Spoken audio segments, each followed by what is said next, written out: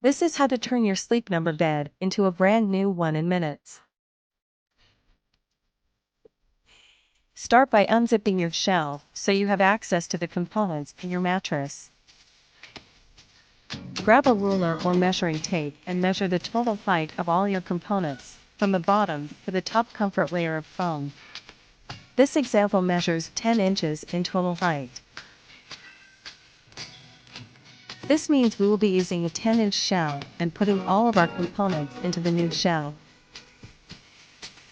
We also sell new foam side rails and new comfort foam layers.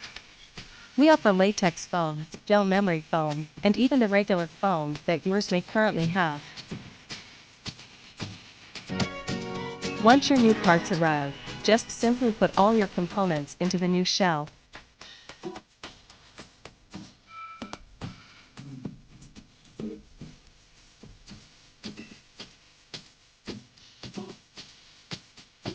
Zip on the top panel, and just like that you have a new mattress.